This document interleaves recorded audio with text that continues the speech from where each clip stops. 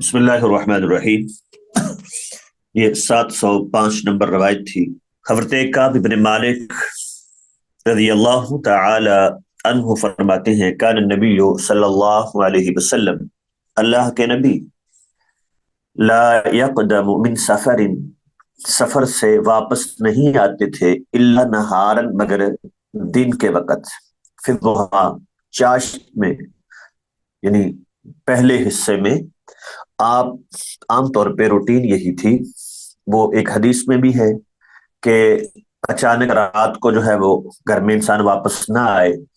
کیوں لکئی تم تشت الشائسۃ وتستحد الموہبہ، وہ جو خاوند کے نہ ہونے کی وجہ سے عورت جو ہے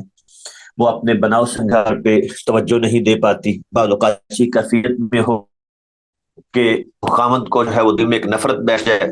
تو اس لیے وہ اچانک جو ہے وہ گھر میں داخل نہ ہو۔ تو یہی آپ کا معمول بھی تھا کہ جب آپ اس طرح آنا ہوتا تو باہر ٹھہر گئے، مدینہ کے قریب ٹھہر گئے، اور صبح کے وقت جو ہے وہ مدینہ میں داخل ہوئے، چاشت کے وقت۔ تو فَإِذَا قَدِمَ بَدَأَ بِالْمَسْجِدِ، جب آپ مدینہ تشریف لے آتے تو مسجد سے آغاز کرتے، پہلے مسجد میں جاتے۔ اب ایک تو مسجد سے محبت کہ اپنے گھر میں بعد میں گئے ہیں، مسجد میں پہلے گئے ہیں۔ دوسرا، لوگوں کے حقوق کا خیال کہ آپ جو ہے وہ ذمہ دار ہیں، حکمران ہیں، تو اپنے گھر سے پہلے تاکہ لوگوں سے ملاقات ہو اور ان کے حال و احوال کا علم ہو، تاکہ ان کی جو ہے وہ کچھ مسائل ہیں تو وہ سنے جائیں، اس لیے وہ مسجد میں پہلے گئے ہیں، پھر گھر میں بعد میں آئے، اور فصلی فیہ رکعتین، وہاں آپ جاتے تو اب مسجد میں یہ 2 رکعتیں پڑھنا، یہاں یہ بھی معلوم ہو گیا کہ اس کی کیا اہمیت ہے۔ یہ تحیت المسجد، تو مسجد میں آپ یہ پڑھے بغیر نہیں بیٹھتے تھے۔ اگلی روایت ہے، حضرت ابو ہریرہ رضی اللہ تعالی عنہ فرماتے ہیں کہ قال رسول اللہ صلی اللہ علیہ وسلم، اللہ کے نبی نے فرمایا، من سمع رجلا، جس نے کسی بندے کو سنا، ینشد ضالتا، وہ گم شدہ چیز کا مسجد میں اعلان کر رہا ہے، فَلْيَقُلْ، اسے چاہیے کہ یہ اسے کہے، لا ردہ اللہ علیک، اللہ تجھے وہ نہ لوٹائے، اللہ کرے تجھے نہ ہی ملے وہ چیز، یعنی بد دعا دے اس کو۔ فَإِنَّ الْمَسَاجِدَ لَمْ تُبْنَ لِهَٰذَا، اس لیے کہ مسجدیں اس لیے نہیں بنائی گئیں۔ تو اس سے کیا معلوم ہوا کہ یہ مساجد جو ہیں وہ اللہ کے گھر ہیں، ان میں یہ گم شدہ چیزوں کا اعلان کرنا یہ درست نہیں ہے۔ تو ہاں، اگر کوئی دینی معاملہ ہے، جیسے یہ بعض اوقات پروگرام جو ہے وہ دینی ہو رہا ہے، اس کا اعلان کرنا، یا اس کا معاملہ جو ہے وہ انسانیت کے ساتھ ہے، انسانی زندگی کے ساتھ ہے، کاروبار نہیں ہے۔ مثال کے طور پہ کوئی بچہ گم ہو گیا ہے، اب اس کی تلاش کو کاروبار تو نہیں ہے نا، انسانیت کا معاملہ ہے۔ اسی طرح جنازے کا اعلان ہوتا ہے، یہ ایک الگ چیز ہے، تاکہ لوگ اس کی نماز میں شریک ہو سکیں، جنازہ میں شریک ہو سکیں، دعا میں شریک ہو سکیں، اطلاع دینا لوگوں کو، یہ اور چیز ہے۔ اور جس کا تعلق مال سے ہو کہ میری چیز گم ہو گئی ہے، مالی طور پہ مجھے نقصان ہوا ہے، اور اس کا اعلان کیا جائے، تو یہ درست نہیں ہے۔ اگلی روایت ہے، حضرت جابر رضی اللہ تعالی عنہ فرماتے ہیں، قال رسول اللہ صلی اللہ علیہ وسلم، اللہ کے نبی نے فرمایا، من اکل من هذه الشجرۃ المنتنۃ، جس نے اس بدبودار درخت سے کھایا، یعنی لہسن اور پیاز جو کچا کھانے سے بدبو آتی ہے، تو فلا یقربن مسجدنا، وہ ہماری مسجد کے قریب بھی نہ جائے۔ فَإِنَّ الْمَلَائِكَةَ تَتَعَزَّى، کیونکہ فرشتے بھی اذیت محسوس کرتے ہیں، مما یتعزى منہ الانس، جس سے انسان جو ہے وہ اذیت پاتے ہیں۔ دو باتیں اس سے معلوم ہوئی، ایک تو یہ کہ یہ کچا پیاز کھانا، کچا لہسن کھا کے جس سے بدبو جو ہے وہ منہ میں آ رہی ہو، تو ایسی کیفیت میں مسجد میں جانا یہ درست نہیں ہے، اس سے روکا گیا ہے۔ تو دوسری عمومی بات کی ہے کہ فرشتے اسی چیز سے اذیت محسوس کرتے ہیں جس سے انسان کرتے ہیں، تو منہ صاف نہ کیا جائے، مسواک نہ کیا جائے، منہ سے بدبو آتی ہو تو انسان اس سے اذیت محسوس کرتے ہیں نا، تو فرشتے بھی کرتے، تو گویا کہ یہ بھی ٹھیک نہیں ہے۔ اسی طرح جب یہ لہسن اور پیاز، اس کی جو بدبو ہے وہ تو عارضی سی ہوتی ہے، جب یہ کھا کے مسجد جانے سے روکا ہے تو پھر یہ سگریٹ اور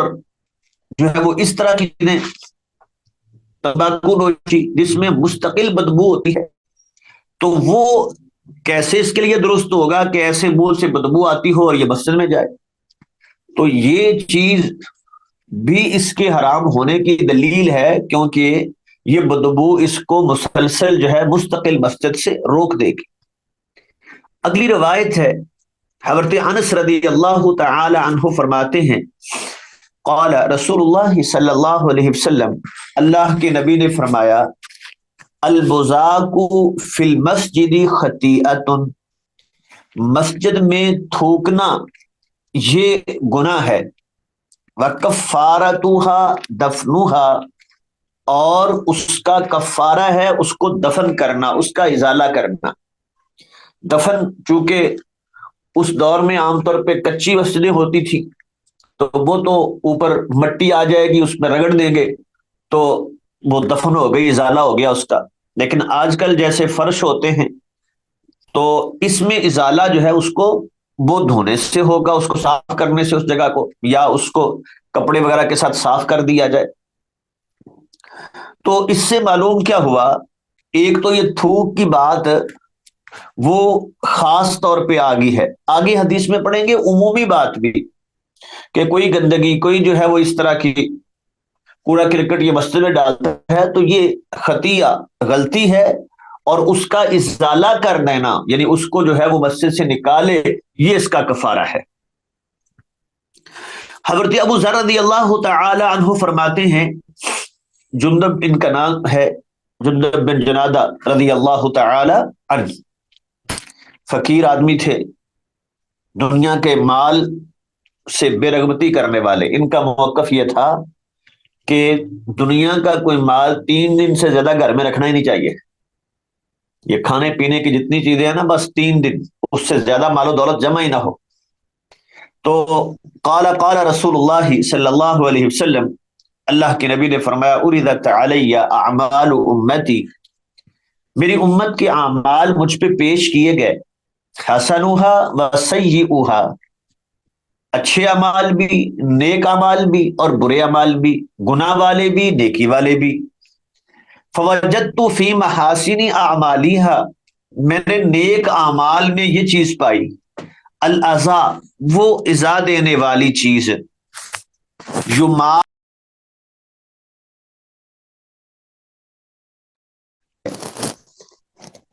کانٹا پڑا ہوا ہے، کوئی اسی طرح جو ہے رستے میں چلتے وقت کہیں اینٹ پڑی ہوئی ہے، اس نے اٹھا کے دور پھینک دی کہ کسی کو تکلیف نہ ہو، کسی کو اذیت نہ ہو۔ تو بلکہ ایک حدیث میں اس طرح کا ایک واقعہ ہے، بنی اسرائیل کا ایک قصہ، کہ وہ ایک شخص جو ہے اس نے رستے میں ایک طرف جو ہے وہ لوگ یہاں گزرتے ہیں اور کسی کو سواری باندھنے کی ضرورت ہوتی ہے تاکہ آرام کر سکے، تو دوسرا آیا، اس نے کہا یہ کسی نے بڑا غلط کام کیا ہے، رستے میں لکڑی گاڑ دی ہے، رات کا اندھیرا ہو، کوئی یہاں سے چل رہا ہو، اس کو نظر نہ آئے، اور سواری جو ہے اس کو ٹھوکر لگی اور وہ گر پڑے، کسی کا نقصان ہے، اس نے وہ اکھاڑ دی۔ تو اللہ نے دونوں کی یہ نیکی قبول کی۔ اب دیکھیں کام ایک نے وہ گاڑی ہے، دوسرے نے اس کو اکھاڑ دیا ہے، کام تو الٹ ہے، لیکن نیت دیکھیں دونوں کی کیا ہے کہ لوگوں کو اذیت سے بچانا۔ تو یہ جو ماتو طریقی رستے سے جو اذیت دینے والی چیز کو دور کیا جائے، یہ نیکی میں شامل ہے۔ یعنی ایک آدمی رستے میں پانی گندا کھڑا ہو جاتا ہے، وہ اپنی طرف سے کچھ پیسے لگا کے رستہ ذرا صاف کروا دیتا ہے، تو یہ بھی نیکی میں آئے گا، کیونکہ اس نے رستے میں اذیت دینے والی چیز کو ختم کر دیا۔ وَوَجَدْتُ فِي مَسَاوِئِ أَعْمَالِهَا فِي مَسَاوِئِ أَعْمَالِهَا، میں نے برے اعمال میں یہ چیز پائی، النخاء، وہ تھوک، بلغم، تکون فی المسجد، جو مسجد میں ہو، اور لا تدفن، پھر اس کو دفن نہ کیا جائے۔ ٹھیک ہے، تو یعنی انسان وہاں تھوک دے، تو آج کل جیسے مساجد کی صورتحال ہے کہ وہ پختہ ہوتی ہے، تو دفن اس کو کر نہیں سکتے، اس کو صاف کیا جائے گا، اور اگر کسی کا مسئلہ ہو کہ اس کو تھوکنا پڑتا ہے تو وہ کپڑا وغیرہ ساتھ رکھے، اس پہ تھوکے، تاکہ مسجد میں جو ہے یہ گندگی، یہ اذیت والی چیز جو ہے دوسروں کے لیے باعث تکلیف نہ بنے۔ رواہ مسلم، اس روایت کو امام مسلم نے بیان کیا ہے۔ حضرت ابو ہریرہ رضی اللہ تعالی عنہ فرما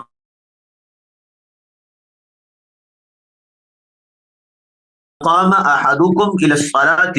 جب تم میں سے کوئی نماز کے لیے کھڑا ہو، فلا یبصق امامہ، وہ اپنے سامنے نہ تھوکے، بلکہ ایک صحابی ایسے اس نے تھوکا تو آپ نے روک دیا نماز پڑھانے سے، اللہ تمہیں یہ امامت نہ کروائے۔ فانما یناجی اللہ، چونکہ وہ اللہ سے سرگوشی کر رہا ہوتا ہے،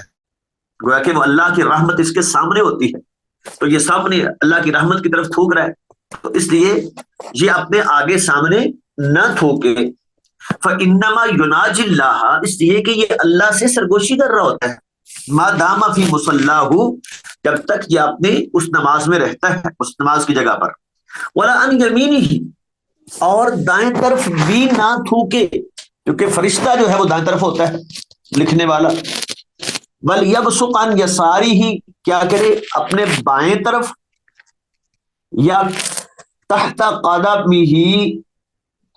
اپنے پاؤں کے نیچے اس کو تھوکے اور پھر اس کو دفن کر دے۔ اور اگلی روایت میں اور وضاحت ہے حضرت ابو سعید کی کہ تحت قدمہ الیسریٰ، بائیں پاؤں کے نیچے، یہ بھی اسی وقت ہوگا نا جب وہ کچی جگہ ہے جہاں وہ دفن ہو سکتی ہے، رگڑیں گے تھوڑا سا پاؤں کے ساتھ تو وہ زمین میں جذب ہوگی، بس ختم۔ لیکن جیسے آج صورتحال ہے تو پھر میں نے بتایا کہ اس کا حل کیا ہے، کپڑا وغیرہ رکھ لے جس کا یہ مسئلہ ہو۔ متفق علیہ، صحیح بخاری اور صحیح مسلم کی یہ روایت ہے۔ اگلی روایت ہے حضرت عائشہ رضی اللہ تعالی عنہا فرماتی ہیں ان رسول اللہ صلی اللہ علیہ وسلم، اللہ کے نبی نے، قال فی مرضہ الذی لم یقم منہ، اس بیماری میں جس میں آپ شفا یاب نہیں ہوئے، یعنی جس میں آپ کی وفات ہوئی ہے، لم یقم منہ، جس سے آپ اٹھے نہیں، اس بیماری سے آپ اٹھے نہیں، تو اس بیماری میں یعنی آپ نے اپنی آخری بیماری میں یہ فرمایا تھا، لعن اللہ الیہود والنصارى، اللہ یہود و نصارہ پر لعنت کرے، اتخذوا قبور انبیائہم مساجدا، انہوں نے انبیاء کی مسجدوں کو انبیاء کی قبروں کو مسجد بنا لیا، عبادت خانے تعمیر کر دیے، جیسے ہمارے ہاں دربار ہوتے ہیں اور اس میں مسجد تعمیر ہوتی ہے، تو اب ان کو مسجدیں بنا لیا، سجدے کی جگہ بنا لیا۔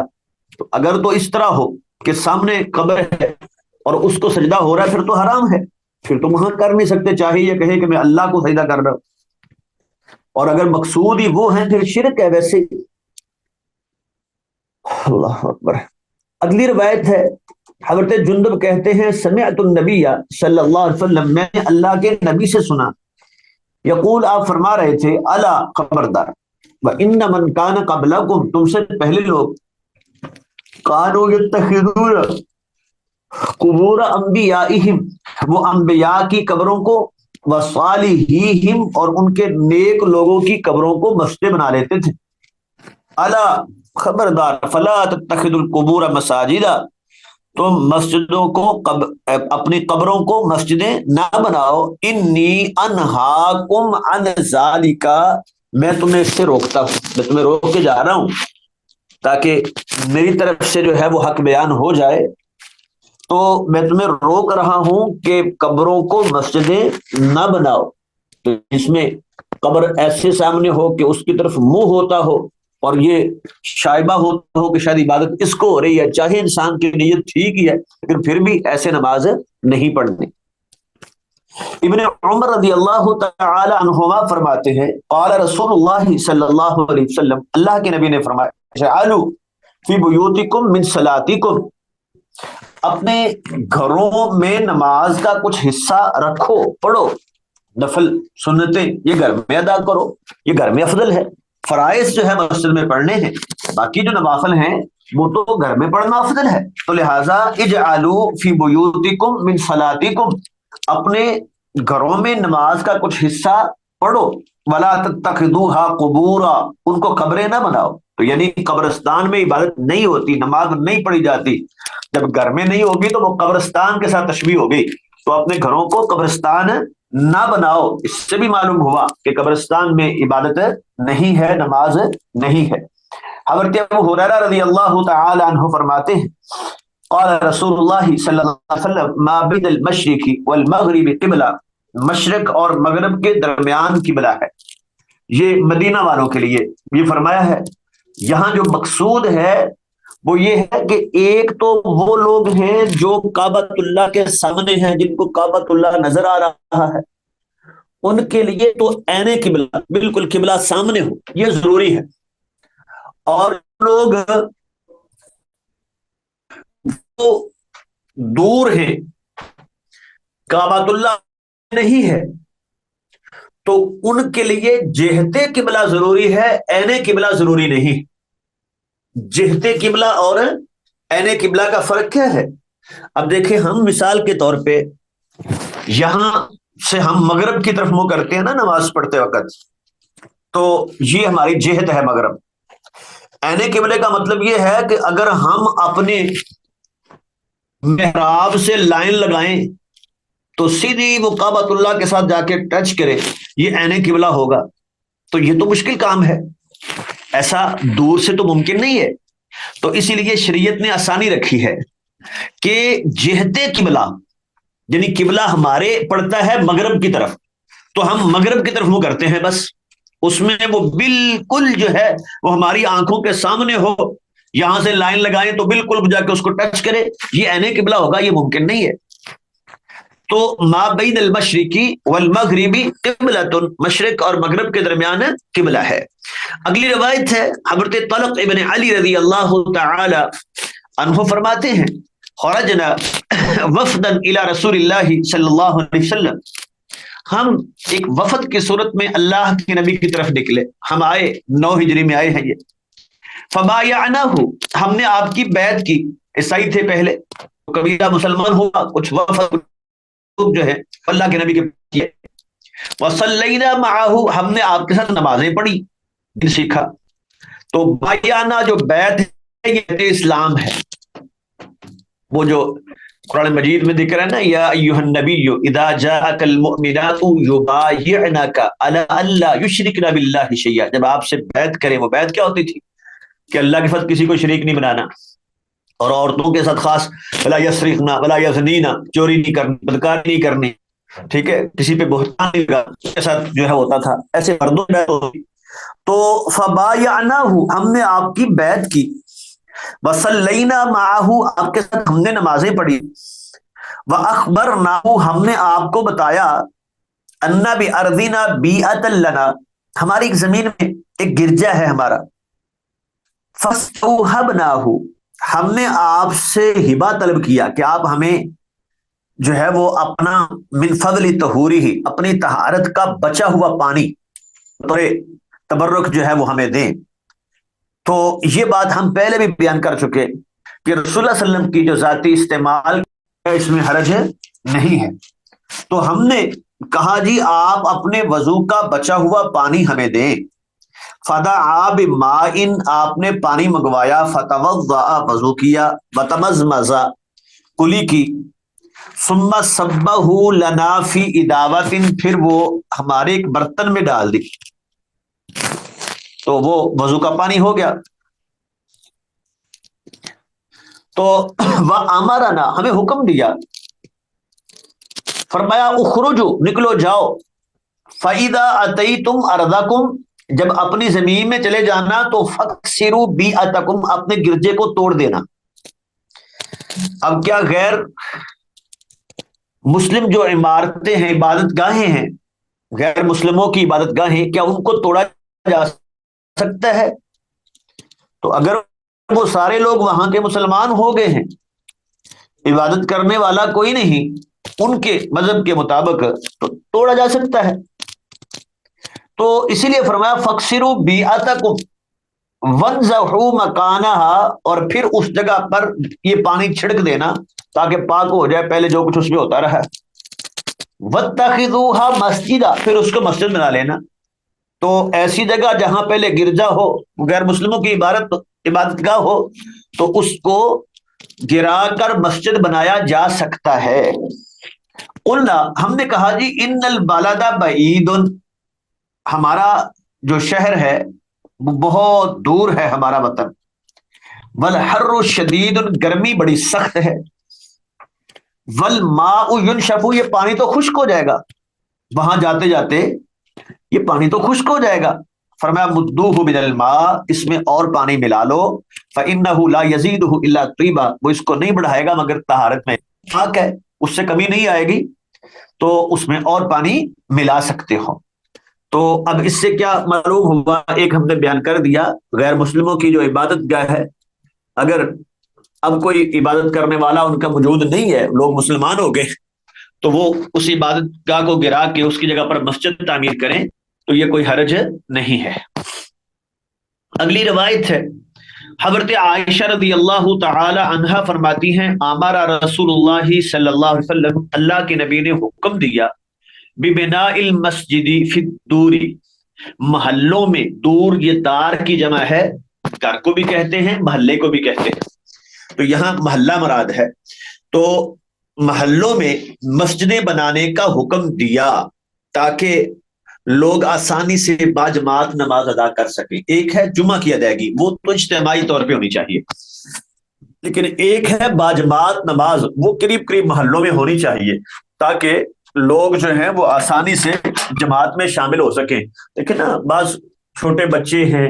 اسی طرح جو ہے وہ بوڑھے ہیں جن کے لیے چلنا مشکل ہوتا ہے، کمزور ضعیف بیمار، ہر قسم کے لوگ ہوتے ہیں۔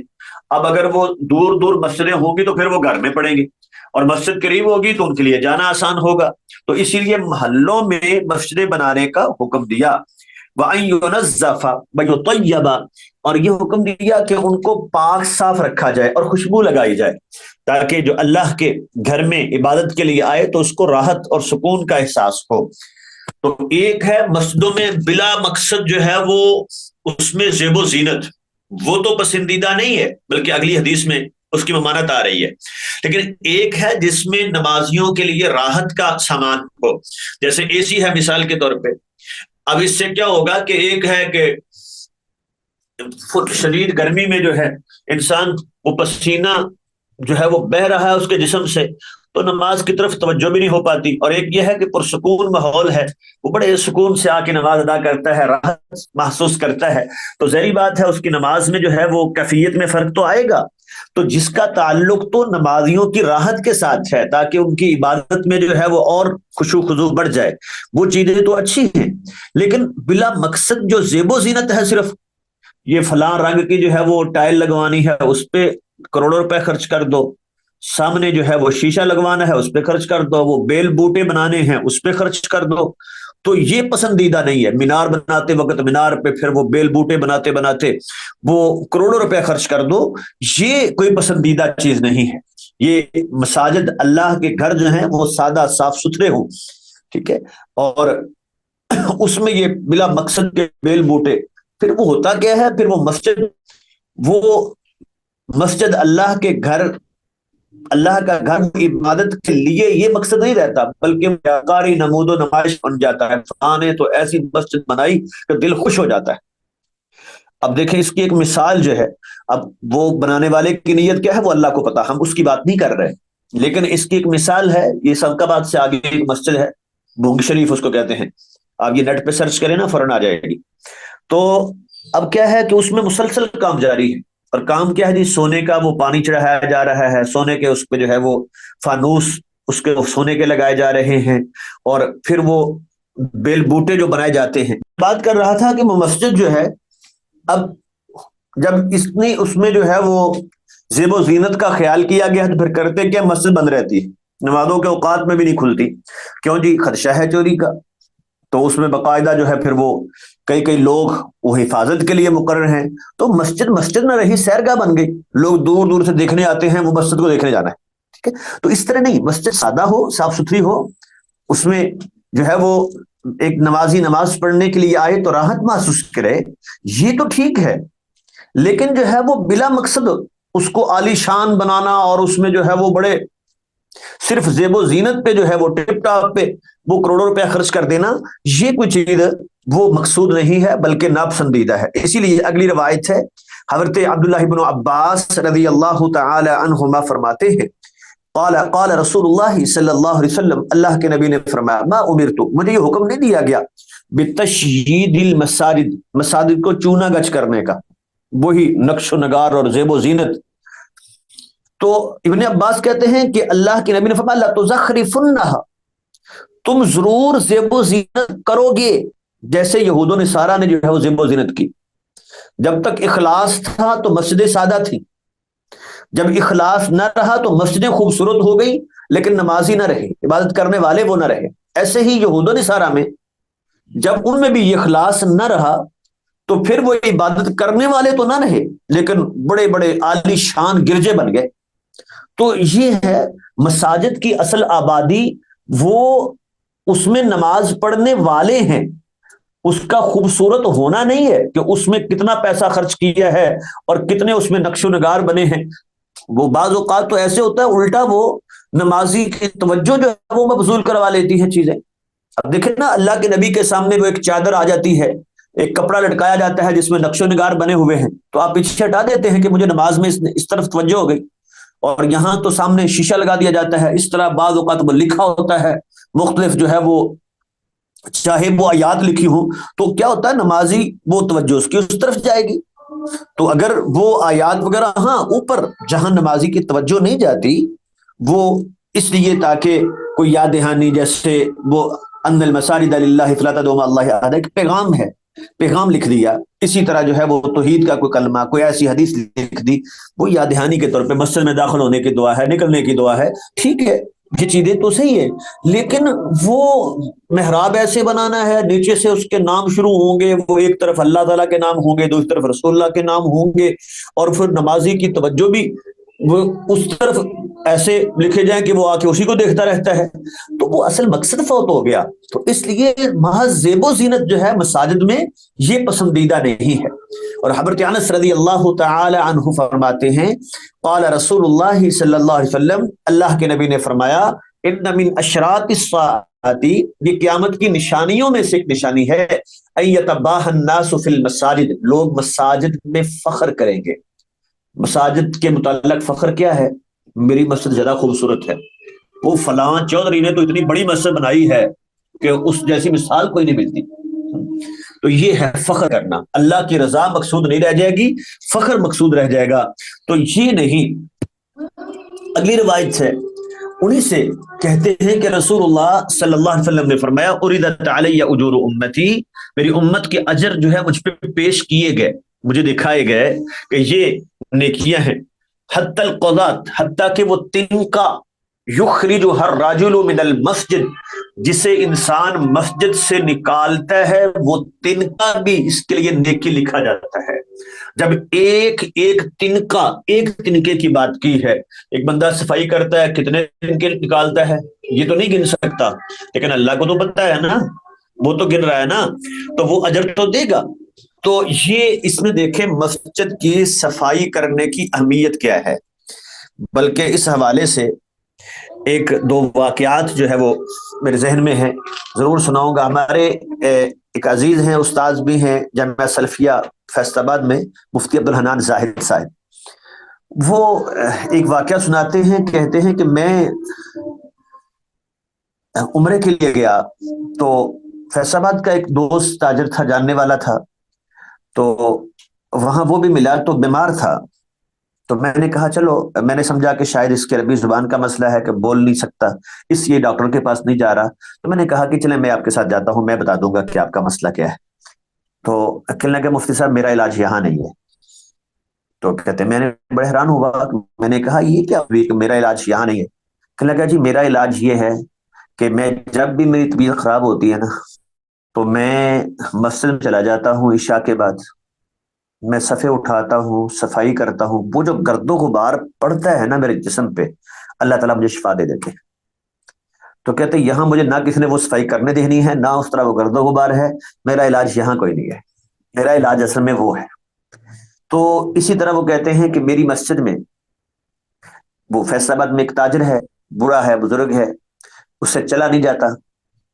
تو جمعے والے دن مسجد میں آ جاتا ہے اور وہ لاٹھی کے سہارے، لیکن آئے گا، صف جو ہے وہ اکٹھی کرنا شروع کرے گا، اور اس کے ایک صف اکٹھی کرتے کرتے لوگ جو ہے وہ سارے مسجد کی صفائی جو بچے کرنے والے ہیں کر لیتے ہیں۔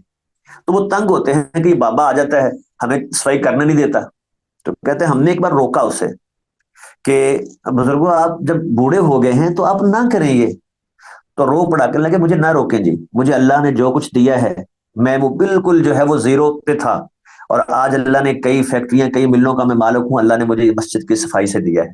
تو مجھے اس سے روکیے نہیں، یہ میرے لیے باعث سعادت ہے۔ تو اللہ تعالیٰ جو ہے وہ دنیا میں بھی نوازتے ہیں، اور وہ جو مٹی گرد و غبار جو مسجد کی جو ہے وہ صفائی کی صورت میں انسان کے جسم پہ پڑتا ہے، اس کو بھی اس کے لیے جو ہے وہ شفا بنا دیتے ہیں۔ تو اُرِدَتْ عَلَيَّ اُجُورُ امتی، میری امت کے اجر جو ہے مجھ پہ پیش کیے گئے، حتیٰ کہ وہ تنکا، ایک تنکا بھی، یخرجہ الرجل، جو آدمی جو ہے وہ نکالتا ہے مسجد سے، تو یہ وہ تنکا بھی اجر میں شامل تھا۔ پھر وَعُرِضَتْ عَلَيَّ ذُنُوبُ امتی، میری امت کے گناہ بھی مجھ پہ پیش کیے گئے، فَلَمْ أَرَ ذَنْبًا أَعْظَمَ، میں نے اس سے بڑا گناہ کوئی نہیں دیکھا کہ قرآن کی کوئی صورت یا کوئی آیت، اوتیہا رجل، جو آدمی دیا گیا، ثم ناسیہا، پھر وہ بھول گیا۔ تو ویسے روایت تو یہ ضعیف ہے، لیکن یہ بات بھولنے سے مراد کیا ہے؟ ایک ہے انسان پڑھتا ہے، عمل کرتا ہے، پھر وہ بھول گیا قرآن کی کچھ صورتیں، کچھ اس نے قرآن یاد کیا، تو وہ اللہ تعالیٰ کو پتہ ہے اس کی نیت کا۔ اور ایک یہ ہے کہ وہ قرآن کو بھولنا، اصل یہ ہے کہ اس پہ عمل چھوڑ دیا، ٹھیک ہے، اس نے پڑھا تھا، اس پہ عمل نہیں کرتا، اس کو پڑھتا بھی نہیں، تلاوت بھی نہیں کرتا، تو اب یہ بھول گیا ہے۔ تو ظاہری بات ہے، وہ ومن اعرض عن ذکری فإن له معیشۃ ضنکا، وہ جو قرآن مجید میں ہے، یہ روایت بے شک ضعیف ہے، لیکن یہ مفہوم کہ اس کے لیے یہ بات باعث سزا ہے جو بھول جائے، اور بھولنے سے مراد کیا ہے؟ تلاوت چھوڑ دی اس نے، اور پھر جو ہے وہ اس پہ عمل چھوڑ دیا۔ تو ومن اعرض عن ذکری، جو میرے ذکر سے اعراض کرتا ہے، فإن له معیشۃ ضنکا، اس کی معیشت وہ تنگ ہو جاتی ہے۔ اور ونحشرہ یوم القیامت اعمی، ہم قیامت کے دن انہیں اکٹھا کریں گے تو اندھا کر کے اکٹھا کریں گے۔ تو اللہ کا ذکر قرآن، انا نحن نزلنا الذکر وانا له لحافظون، یہ قرآن اللہ کا ذکر ہے، اور جو اللہ کے ذکر سے اعراض کرتا ہے، اللہ کہتے ہیں ہم اس کی معیشت کو تنگ کر دیتے ہیں، یہ دنیا میں سزا ہوتی ہے۔ وَنَحْشُرُهُ يَوْمَ الْقِيَامَةِ أَعْمَى، اور قیامت کے دن اسے اٹھائیں گے تو اندھا کر کے اٹھائیں گے۔ تو اس سے کیا معلوم ہوا کہ ایک تو یہ چھوٹے چھوٹے عمل بھی انسان کو حقیر نہ سمجھے، یہ انسان اس کے نامہ اعمال میں نیکیاں بنتے ہیں، لکھے جاتے ہیں۔ اور دوسرا قرآن مجید کا حق، اس کو پڑھنا، اس کو انسان جو بھول گیا، یہ بات اس کے لیے باعث سزا ہوگی۔ حضرت بریدہ کہتے ہیں رضی اللہ تعالی عنہ، قال قال رسول اللہ صلی اللہ علیہ وسلم، اللہ کے نبی نے فرمایا، بشر المشائین، خوشخبری دے دیں بہت چلنے والے، مشا بہت چلنے والے، اندھیروں میں مساجد کی طرف کس کی خوشخبری دے دیں؟ بن نور تامی، کامل نور کی، قیامت کے دن جو اللہ کے گھر کی طرف اندھیروں میں چلتے ہیں۔ اندھیرے کیا ہے؟ عشاء کا وقت ہے، اندھیرے میں یہ نماز کا ٹائم ہے، فجر کی نماز اندھیرے میں پڑھی جاتی ہے، تو جو فجر اور عشاء کی نماز با جماعت پڑھنے کے لیے وہ چل کے جاتا ہے، اور بار بار چل کے جاتا ہے، مشا ہے، مبالغہ کا صیغہ، بہت چل کے جانے والے، تو ان کو نور تام کی، کامل نور کی خوشخبری دے دیں۔ کامل نور کیا ہے؟ قرآن مجید میں ہے کہ قیامت کے دن ایمان والے کہیں گے ربنا اتمم لنا نورنا، اے ہمارے رب ہمارے نور کو کامل کر دے۔ وہ نور، وہ روشنی، جس روشنی کے ذریعے اس کے ساتھ جو ہے یہ پلسرات سے گزر جائیں گے، اور وہ بھی روشنی ہے، وضو جہاں کا پانی جہاں جہاں لگتا ہے وہ آزاد چمکتے ہوں گے، یہ بھی روشنی ہے۔ تو یہ جو نماز کی طرف چل کے جانے والے ہیں، یعنی مسجدوں میں جانے والے، تو بات مسجد کی ہو رہی تھی نا، اللہ کے گھروں کی طرف رات کے اندھیرے میں چل کے جانے والے، ان کو نور تام کی خوشخبری ہے۔ رواہ ترمذی و ابو داود، روایت کو ترمذی نے، ابو داؤد نے بیان کیا ہے۔ جی یہ آمینہ بیٹی نے ہاتھ کھڑا کیا ہے، خیریت ہے بیٹا؟ جی السلام علیکم سر، میری آپ سے نا ایک ریکویسٹ تھی کہ جو آپ ترجمہ کر رہے ہیں نا، تو آپ 3 ہاں سے جی 4 ورڈ کا اکٹھا کریں تو تھوڑا وہ اگر چھوٹا چھوٹا ہو جائے تو ٹھیک ہے، کچھ ورڈز ٹھیک جی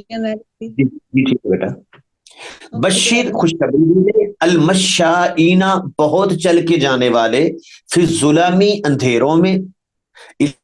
المساجدی مساجد کی طرف، بالنور تامی کامل نور کی، یوم القیامہ قیامت کے دن۔ جی اگلی روایت ہے، حضرت ابو سعید الخدری رضی اللہ تعالی عنہ فرماتے ہیں، قال رسول اللہ صلی اللہ علیہ وسلم، اللہ کے نبی نے فرمایا، اذا رأیتم الرجل، جب تم دیکھو، رأیتم جب تم دیکھو، الرجل کسی شخص کو، یتعاہد المسجد وہ مسجد کی خبر گیری کرتا ہے، یتعاہد خبر گیری کرتا ہے، خیال رکھتا ہے، ٹھیک ہے، مسجد کا،